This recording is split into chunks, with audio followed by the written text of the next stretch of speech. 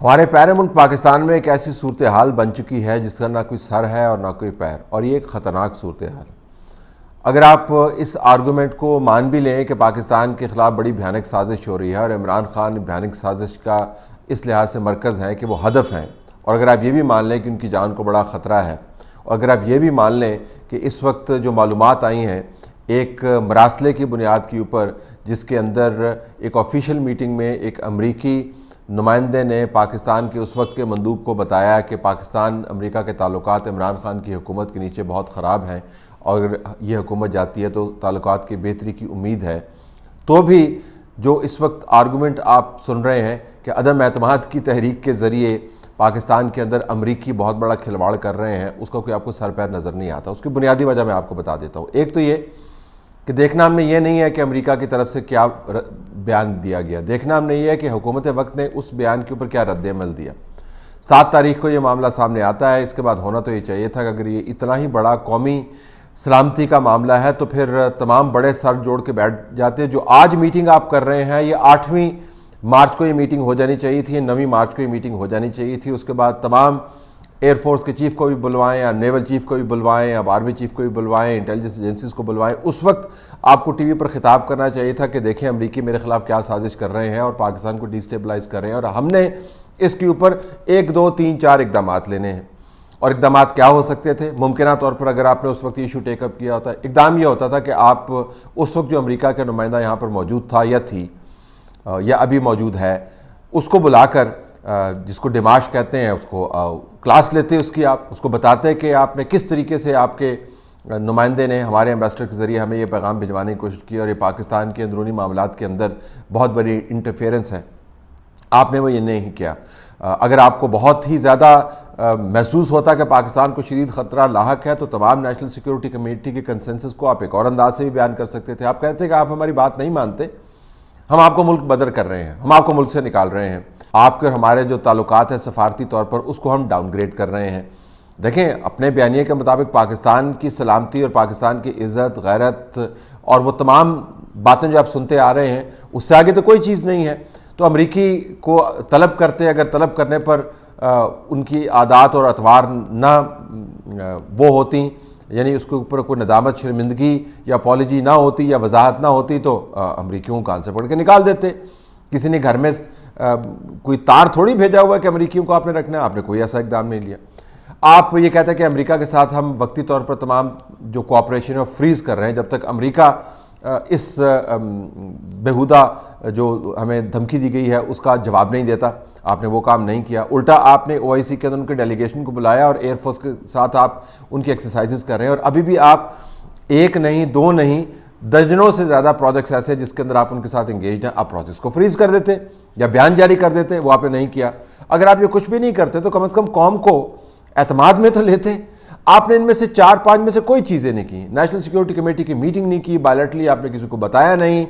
آپ نے امریکہ کے خلاف کسی قسم کا کوئی انڈیکیشن نہیں دیا، بلکہ آخری وقت تک کہ عمران خان صاحب کے پچھلے اتوار خطاب کے بعد بھی یہی کہتے رہے کہ ہم نے ملک کا نام نہیں لینا، ملک کا نام نہیں لینا، وہ ہم دراصل تعلقات خراب ہیں، ہمارے ایک سیکرٹس ایکٹ ہے، وہ ایک پرائم منسٹر کا اوتھ ہے۔ تو آپ نے 4 دن تو اسی کے اندر گزار دیے، اور اس کے بعد آخر میں آ کے آپ نے نام ریلیز کیا کیونکہ لوگوں نے سوال اٹھانے شروع کر دیے کہ آپ کے پاس وہ مواد نہیں ہے جس کی تشہیر کر رہے ہیں، وہ مواد واقعی نہیں تھا، یہ کوئی خط نہیں تھا، یہ ایک مراسلہ تھا جو ہر ایمبیسڈر اپنے ہوم آفس کو یا پیرنٹ کنٹری کو وہ کمیونیکیٹ کرتا ہے۔ تو آپ نے ان میں سے کوئی کام نہیں کیا۔ پھر آپ کو ایک اور کام یہ بھی کرنا چاہیے تھا کہ انٹیلیجنس ایجنسیز کو، آپ جنرل ندیم آپ کے تابع ہیں ISI، آپ ان کو بلواتے، آپ آرمی چیف کو بلواتے، آپ کہتے کہ اس کی تحقیق کریں، ہمیں بتائیں کہ یہ جو اپوزیشن کی نو کانفیڈنس موو ہے اس کے اندر کون سا پیسہ کہاں سے آ رہا ہے، ان کی ملاقاتوں کی تفصیل مانگتے۔ ظاہر ہے ڈیفینڈرز آف دا فرنٹیئرز ہیں، defenders of the ideology of Pakistan ہیں، پاکستان کی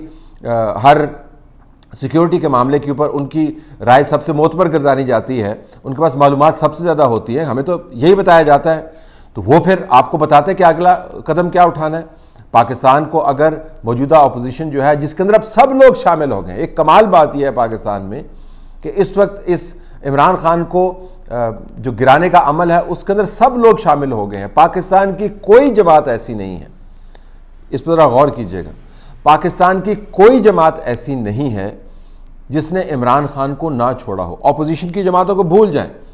آپ ان کے اپنے الائز کو کاؤنٹ کریں تو پاکستان کی جتنی الیکٹڈ جماعتیں ہیں انہوں نے عمران خان کو چھوڑ دیا. تو یہ امریکہ کی کیا طاقت ہوگی کہ پاکستان کی تمام سیاسی جماعتیں ان کی مٹھی میں ہیں, ماں سوائے اس جماعت کے جو امریکہ کے ساتھ تعلقات کو اتنی ترجیح دیتا رہا ہے کہ ٹرمپ ایڈمنسٹریشن کے ساتھ جا کر ایسے بیٹھتے ہوتے تھے کہ جیسے ان کے ساتھ اسکول میں پڑھتے ہیں, اور ان کے فارن منسٹر جو ہیں اتنی گہرے ان کے تعلقات تھے امریکیوں کے ساتھ کہ لگتا تھا کہ جس طرح ان سالوں نے مل کے اکٹھے کینچے کھیلے ہوئے ہیں. ایسی حکومت جو ایک ٹیلی فون کال کے لیے درجنوں مرتبہ پیغامات بھجوا چکی ہے واشنگٹن, اس کو گرانے کی واشنگٹن کو کیا ضرورت ہے؟ لیکن ہم یہ مان لیتے ہیں کہ واشنگٹن یہ حرکت کی. ایک ایسا ملک ہے جس کو بڑی تکلیف ہوتی ہے کہ اگر اس کی بات نہ مانی جائے, اور ہم نے امریکہ کی تاریخ یہ دیکھی ہے. لیکن اس کے اوپر رد عمل آپ نے کیا دیا؟ امریکہ نے جو کرنا تھا وہ تو کر دیا, رد عمل آپ نے کیا دیا؟ اب جب تمام الائز آپ کو چھوڑ کے جا چکے ہیں اور آپ کی گورننگ لیجٹمیسی ختم ہو گئی ہے, اب جب نمبرز آپ کو نظر آ رہے ہیں, نہ صرف نمبرز آپ کو مرکز میں نظر آ رہے ہیں, نمبرز آپ کو پنجاب میں نظر آ رہے ہیں, اور آج کے پی کے اندر جو بلدیاتی انتخابات ہیں ان کے نمبرز بھی آپ دیکھ لیجئے گا, پتہ چل جائے گا کہ پبلک موڈ کیسا ہے. کیا 99% لوگ جو ہیں عمران خان کے ساتھ کھڑے ہیں اس صوبے کے اندر جس میں وہ 9 سال سے حکومت کر رہے ہیں, یا وہاں پر بھی لوگوں کا مزاج بدل چکا ہے؟ اگر ان کا مزاج بدل چکا ہے تو کیا اس کے اندر واشنگٹن کی پالیسی ہے یا اپنی پالیسیوں کے نتائج آپ کے سامنے آ رہے ہیں؟ تو لوگوں کا موڈ, تمام پاکستان کی سیاسی جماعتیں, عدم اعتماد کی تحریک کی کامیابی, اپنا کانفیڈنس لوز کر جانا آف دا ہاؤس, پنجاب کے اندر پارٹی تتر بتر, اب نیشنل سیکیورٹی کے معاملے کو بنا کر کبھی سپریم کورٹ میں چلے جاتے ہیں اور کبھی نیشنل سیکیورٹی کمیٹی کی میٹنگ بلوا لیتے ہیں, اور جاتے جاتے یہ نیا پینڈورا باکس کھول کے جا رہے ہیں ان حکومتوں کے لیے جن کو انہی ملٹی لیٹرل فورمز کے پاس جانا ہے جہاں پر امریکہ کا بڑا کلیدی ووٹ ہے. آپ نے ان تمام ملٹی لیٹرل فورم سے وہ تمام قرضے حاصل کیے جب جس کے اندر امریکہ کا بڑا کلیدی کردار ہے. کووڈ کی ویکسین لیتے ہوئے تو آپ کو یاد نہیں ہے امریکہ آپ کے خلاف جو ہے کتنی سازشیں کر رہا ہے. جوائنٹ ایکسرسائزز کرتے ہوئے تو کبھی آپ کو خیال نہیں آتا. ہر تیسرے ہفتے جو امریکہ کی ایمبیسی کا ریپرزینٹیو جو آرمی چیف کے ساتھ بیٹھا ہوا ہوتا ہے. تو اگر اتنی بڑی سازش ہو رہی ہے اور پاکستان کو ڈی اسٹیبلائز کرنے کی کوشش کی جا رہی ہے تو چلیں اس دشمن کے اوپر آپ بے شک جی بھر کے لعنت بھیجیں اور اس کو کنڈیم کریں پبلکلی, لیکن آفیشلی آپ نے رد عمل اس کا کیا دیا ہے؟ اب کہہ یہ رہے ہیں کہ میڈیا کے اندر اس کو کنڈیم کریں. میڈیا کے اندر کنڈمنیشن جو ہے وہ آفیشیل پالیسی کب سے بن گئی؟ تو اس ملک کے اندر ایک عجیب و غریب صورتحال بنی ہوئی ہے کہ ہم نے اس کرسی کو چھوڑنا نہیں ہے, اور اگر کرسی کو چھوڑنا پڑا تو کسی اور کے لیے کچھ ہم نے خارجہ پالیسی کے محاذ کے اوپر معاشی طور پر کوئی ایسی چیز نہیں چھوڑنی جس کو استعمال کر کے وہ کہہ سکیں کہ ہم نے پاکستان کے اندر کوئی ریفارم لے کے آنی. تو اس وقت بیانیہ یہ بن گیا ہے کہ اگر پاکستان نے بچنا ہے تو عمران خان کی حکومت نے بچنا ہے, اگر عمران خان کی حکومت نہیں ہوگی تو پاکستان نہیں بچ پائے گا. یہ ایک بچپنے والا آرگومنٹ ہے, اس کی کوئی بنیاد نہیں ہے. اور اگر سازش ہو رہی ہے اور پاکستان کی اسٹیبلشمنٹ اس کے اوپر چپکی بیٹھی ہوئی ہے تو پھر اسٹیبلشمنٹ بھی انہی سیاسی جماعتوں کے ساتھ ہی کھڑی ہوگی جن کو کہتے ہیں کہ یہ بکے ہوئے ہیں. تو میرے خیال میں کچھ تھوڑی سی عقل کی طرف ہمیں توجہ دینی چاہیے, ہم نے کوئی دانش مندی کا مظاہرہ کرنا چاہیے, ہمیں چیزوں کو گڈمٹ نہیں کرنا چاہیے. لیکن ایسا ہوگا نہیں, یہ بیانیہ چلتا رہے گا کہ ایک شخص آیا, اس نے آزاد خارجہ پالیسی کی بنیاد رکھی اور اس کی وجہ سے امریکہ بزدل نے اس کو طاقت سے نکال باہر کیا. حقیقت کچھ بھی ہو, یہ بیانیہ چلتا رہے گا. اور یہ سہولت صرف عمران خان صاحب کو ہی مہیا کی گئی ہے کہ اس قسم کے بیانیے کی مکمل تشہیر کر لیں, اپنی گرتی ہوئی ساکھ کو اینٹی امریکنزم کے اندر ملا جلا کر وہ اس کو ریسٹور کریں, اور اس کے بعد عدم اعتماد کی تحریک کا فیصلہ ہو. اس قسم کی سہولت پاکستان میں کسی اور سیاستدان کو مہیا نہیں کی گئی کہ جو